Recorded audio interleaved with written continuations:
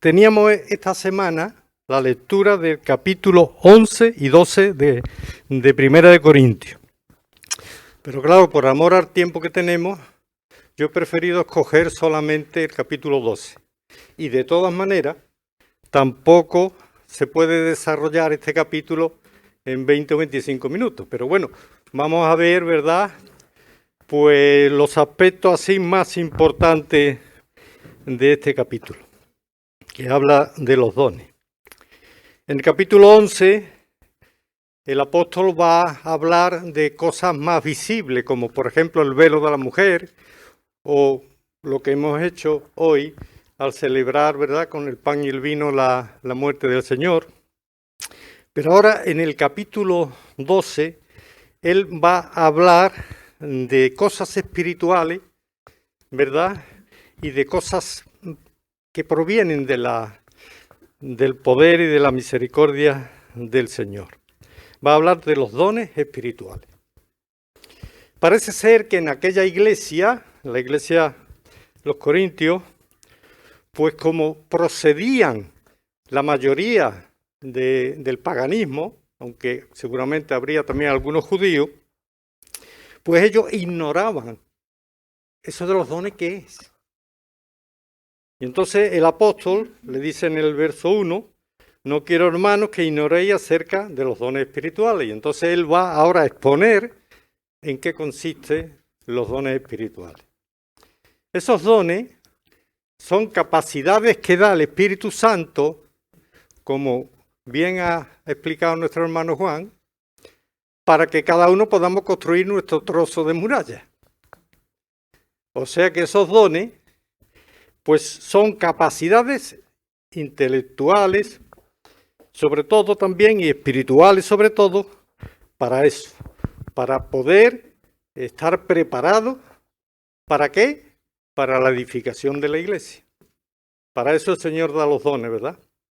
No nos da los dones ni para vanagloria nuestra, ni para gloriarnos nosotros, ¿verdad?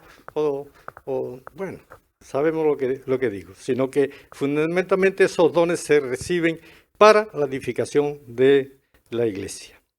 El verso 2 dice, ¿no sabéis que cuando erais gentiles se os extraviaba llevándoos como se os llevaba a los ídolos mudos? Claro, ellos procedían de ese mundo de la idolatría y en ese mundo había muchas manifestaciones raras, ¿verdad? Y también había pues adivinos, agoreros, que parece ser por el contexto de Corintios, que se habían también mezclado algunos o se habían introducido en la iglesia y ellos querían también tener ese poder que daba los dones. Nos acordamos, ¿verdad?, en el libro de los Hechos, de aquel mago que quería llegar a Pedro y quería comprar con dinero los dones del Espíritu Santo. Bueno, parece que aquí había algo parecido. Y entonces, en el verso 3, ya dice el apóstol, por tanto os hago saber que nadie que hable por el Espíritu de Dios llama anatema a Jesús. Porque claro, aquellos estaban haciendo un anatema contra el Señor. Y nadie puede llamar a Jesús Señor sino por el Espíritu Santo.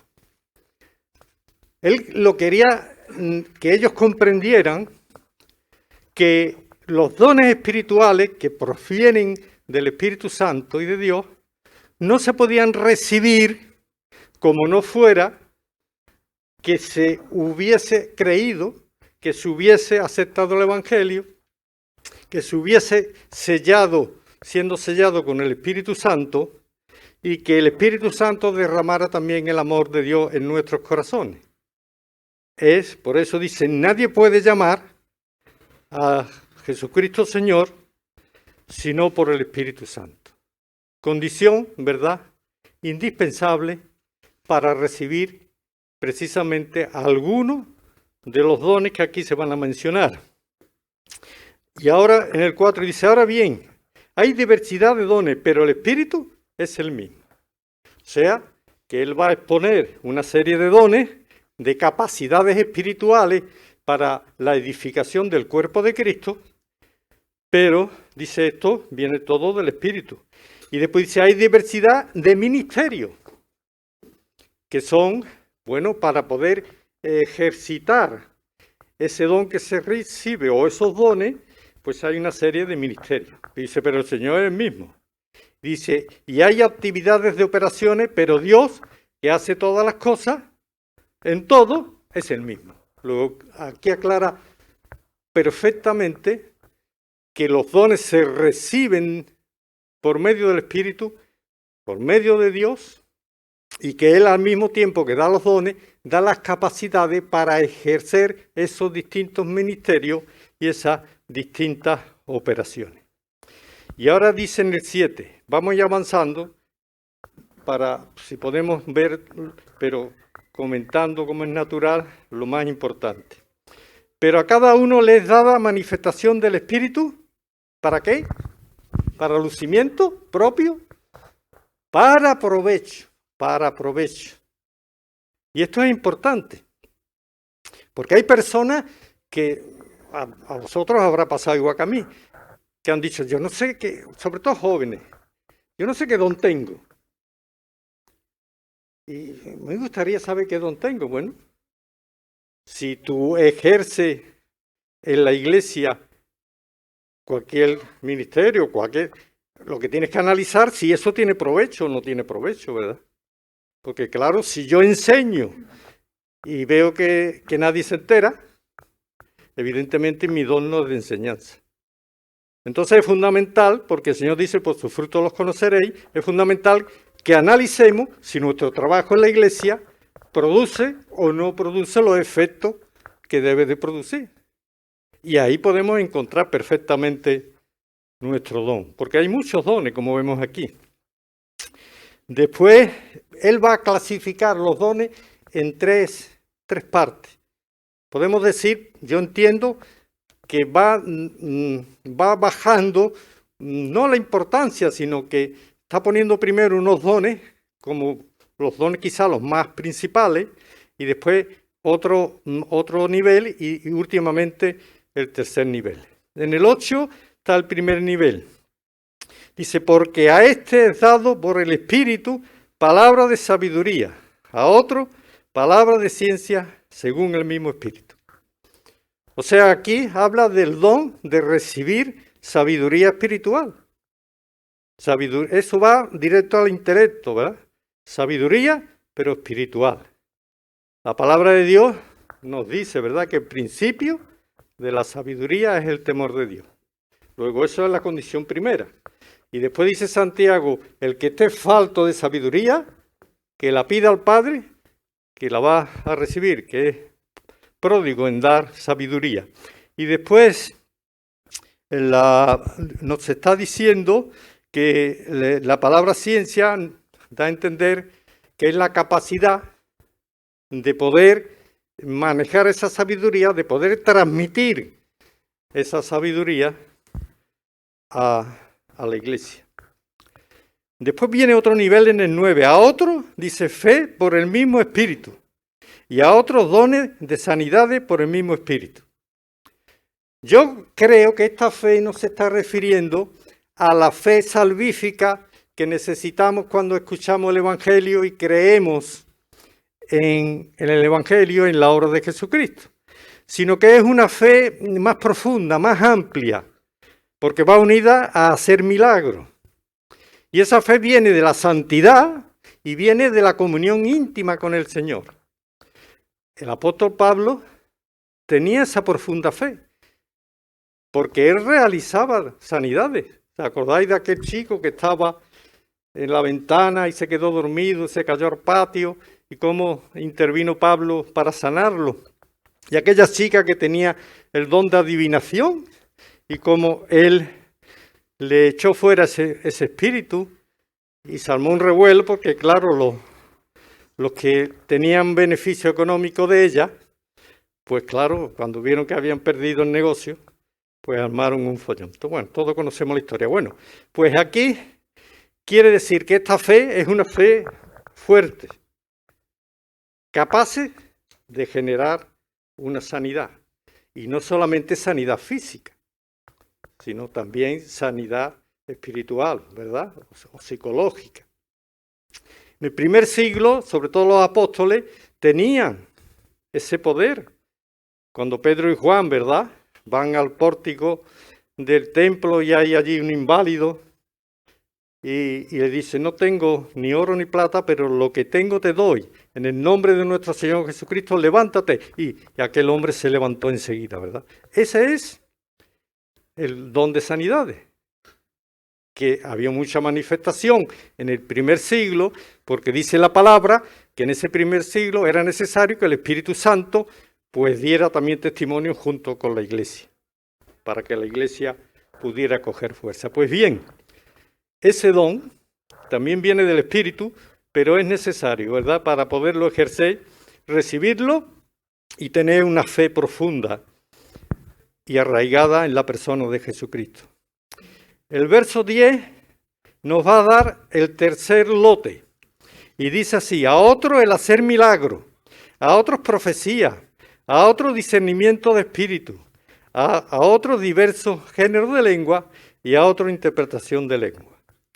Observemos que tanto el género de lengua como la interpretación lo pone en el último lugar. ¿Por qué? Porque quizá no fuera un don tan importante y porque quizá allí le daba mucha importancia a hablar en lengua. Y yo advierto sobre este don en un aspecto, ¿verdad?, que creo que hoy pues se está utilizando mal. Para eso también quiero contar una anécdota que cuando mi familia y yo estuvimos en el Brasil, sabemos allí todas las cosas raras que hay, ¿verdad? Pues nos contó un hermano que en su iglesia un día me vino un visitante, se levantó y habló en un idioma que nadie entendía. Empezó a hablar en un idioma. Y entonces, cuando ya se sentó, se levantó otro hermano y dijo, yo como tengo interpretación de lengua, pues voy a interpretar lo que este hermano ha hablado. Y dijo, bueno, ha estado glorificando al Señor con palabras angelicales y estuvo un rato allí diciendo todo lo que había dicho. Cuando este hermano se sentó, se levantó otro hermano y dijo, vamos a ver, hermano, ¿qué don de lengua ni qué interpretación? Si resulta que este hermano es ruso y está hablando en ruso, y porque yo sé ruso, porque he estado en Rusia trabajando tiempo. Y resulta que lo que estaba es trayendo un mensaje de la iglesia de Rusia para nosotros. Se quedan todos pasmados, ¿verdad? Por eso digo que mucho cuidado, ¿verdad?, con las manifestaciones si no son provocadas por el Espíritu Santo. Bueno, seguimos. Verso 11. Pero estas cosas las hace uno y el mismo Espíritu, compartiendo a cada uno en particular como Él quiere. O sea, que es el Espíritu Santo el que va a capacitarnos de un don, de dos o de los que sea, como Él quiere. ¿Por qué? Porque Él nos conoce a cada uno. Y también, evidentemente, el Espíritu va a aprovechar aquellos dones naturales que podamos tener también, ¿verdad? Hay personas que ya de forma natural pues tienen don o bien para la exposición o bien para el diálogo y la presentación del Evangelio.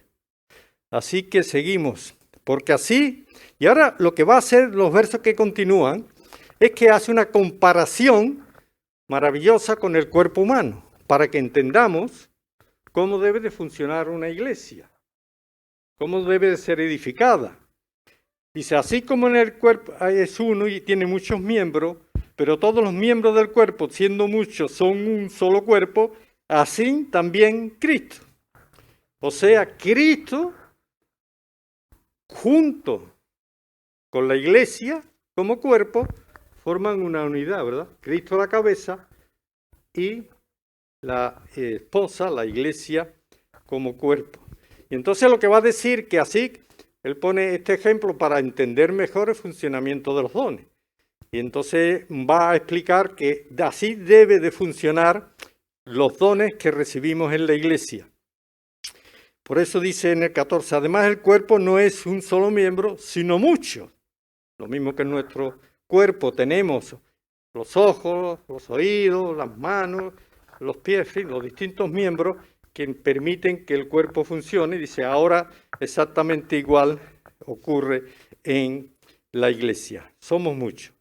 Y ahora dice, si dijera pie y no soy mano y no soy del cuerpo, por eso no será del cuerpo. Si dijere a la oreja, porque no soy ojo, no soy del cuerpo, por eso no será del cuerpo. Si todo el cuerpo fuese ojo, ¿dónde estaría el oído? Si todo fuese oído, ¿dónde estaría el olfato?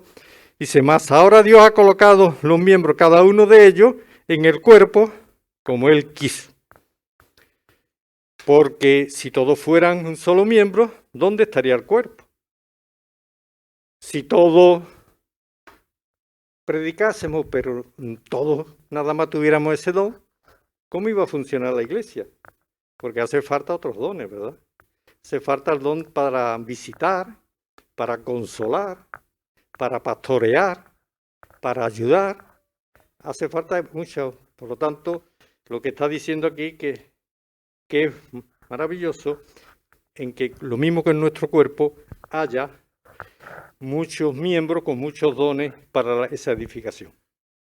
Y después dice, ni el ojo puede decir a la mano, no te necesito, ni tampoco a la cabeza a los pies, no tengo necesidad de vosotros. Antes bien, dice, los miembros del cuerpo que parecen más débiles son los más necesarios. Necesitamos, como en el cuerpo, por eso me encanta el ejemplo que pone. Yo con 30 años tuve un accidente en la cadera muy grave, como muchos sabéis, y aunque quedé bien, pero durante muchos años, cuando yo he estado de pie tiempo, me he estado apoyando en la cadera buena, en la pierna buena, porque si me apoyaba en la otra, pues me entraba un dolor fuerte, ¿verdad? Y entonces aquí lo que está diciendo es que necesitamos uno de los otros. Y cuando un miembro de la iglesia está débil, el resto tiene que ayudarle y tiene que preocuparse de él. Y está diciendo ahora que hay miembros en el cuerpo que no son tan relevantes, pero que son tan necesarios como los otros.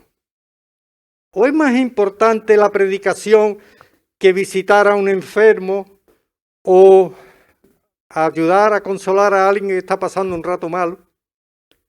Aquí mismo hemos escuchado el impacto en algunas personas simplemente porque un hermano lo ha llamado, ¿verdad? Y a lo mejor le ha causado eso más impacto que una predicación muy elocuente. Es lo que está aquí diciendo la palabra del Señor. Por eso nos dice lo siguiente, hablando de esos miembros que no son tan decorosos, o menos decoroso, menos importante, pero que Dios le ha dado honra. O sea, ¿qué quiere decir, hermano? Que si ejercemos cualquier ministerio en la iglesia, aunque sea preparar el pan y el vino, eso es muy importante para el Señor, ¿verdad? Es muy importante para el Señor.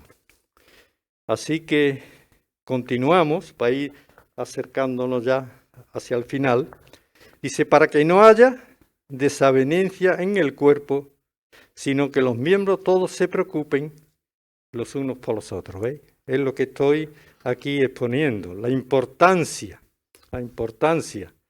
de que la iglesia haya amor y que en la iglesia haya preocupación de uno por otro. De manera que si un miembro padece, ¿veis? Todos los miembros se duelen con él. Y si un miembro recibe honra, todos los miembros se gozan con él, se deben de gozar con él. Esto, como somos los humanos, a veces es más fácil compadecerse o ayudar a uno que está padeciendo que a uno que está recibiendo honra, ¿verdad? Como dice también la palabra, que es más fácil, ¿verdad? Y a lo mejor a la casa del luto que a la casa del banquete. ¿Y eso por qué? Porque los humanos somos envidiosos, ¿verdad? Y esa es la respuesta.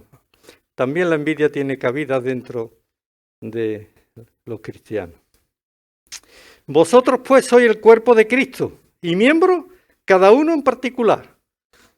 Y aquí es para todos.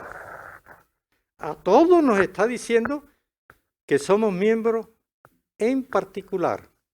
O sea, que tenemos una atención del Señor y una preocupación y que debemos, si hemos sido sellados por el Espíritu Santo, debemos de pedir al Señor que nos dé el don y que Él nos aclare claramente cuál es nuestra tarea en la iglesia.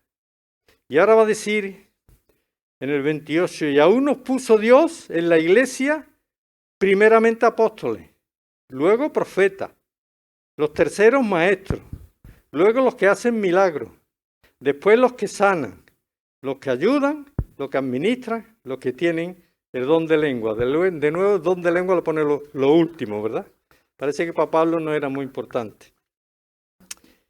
Y todo esto sabemos, lo que son los apóstoles, los profetas, los maestros, pero me llamó a mí esta semana mucho la atención este don.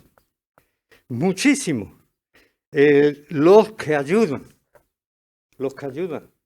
Ese don lo podemos tener cualquiera. Porque hay tantas necesidades en la iglesia, espirituales, materiales y de enseñanza, que todos podemos pedirle al Señor el don de ayuda. Porque si no podemos ayudar en una cosa, podemos ayudar en otra, ¿verdad? Luego, si no tienes claro el don que Dios te ha dado, ayuda a la iglesia. Porque también viene aquí como un don, los que ayudan. Me encantó cuando comprendí leyendo esta semana este pasaje. Los que ayudan. Verdaderamente, si no tenemos claro, decirle al Señor, Señor, yo quiero ayudar a la edificación de tu obra. Don precioso. Son todos apóstoles, son todos profetas, todos maestros, hacen todos milagros, tienen todos dones de sanidad, hablan todos lenguas, interpretan todo. Dice, procura pues los dones mejores. Mas yo os muestro un camino muy excelente, que es el amor, que eso se verá el próximo domingo.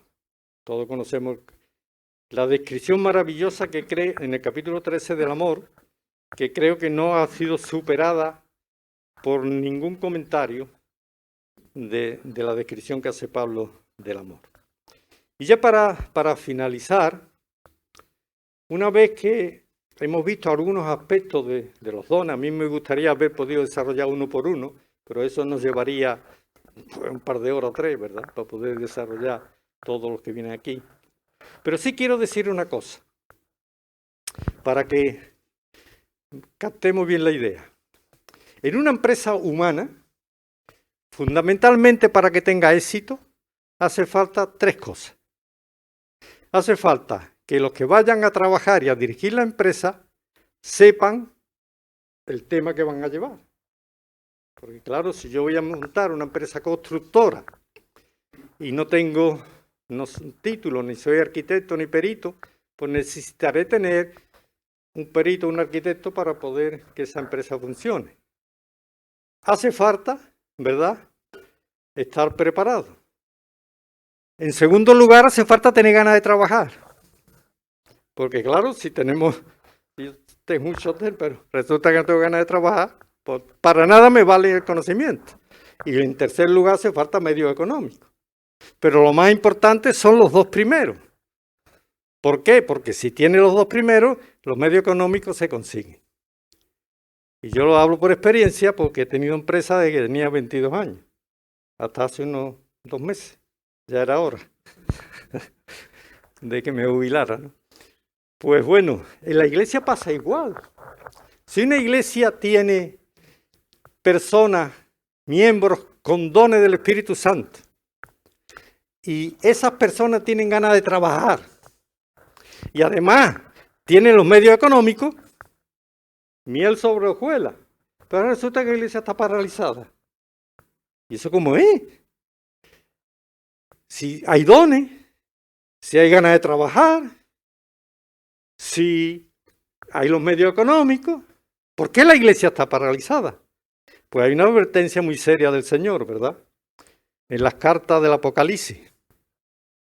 Dice, arrepiéntete. Dice, porque vendré a ti y quitaré tu candelero. Quiere decir que la iglesia que es luz deja de ser luz. Porque tiene los medios y no se trabaja. Entonces, ¿la iglesia en qué se convierte? En un club social o en una ONG, ¿verdad? Pero no en una iglesia en donde el Señor está en medio gobernándola. Así que es una reflexión importante, ¿verdad? Porque puede haber mucho activismo, mucha actividad, muchos campamentos, pero si no hay esas condiciones, los dones, el deseo de trabajar, ¿verdad? Y si se tienen los medios económicos, la iglesia no puede permanecer paralizada. Tiene que funcionar. Nosotros, los que tenemos fe en este proyecto, ¿verdad? Estamos muy ilusionados y con ganas de trabajar para el Señor. Así que el Señor nos bendiga y que pidamos al Señor que nos dé aquellos dones mejores que vemos que nos faltan. Podemos estar seguros que si es para la edificación de la iglesia, el Señor nos lo va a conceder. A Él sea la gloria.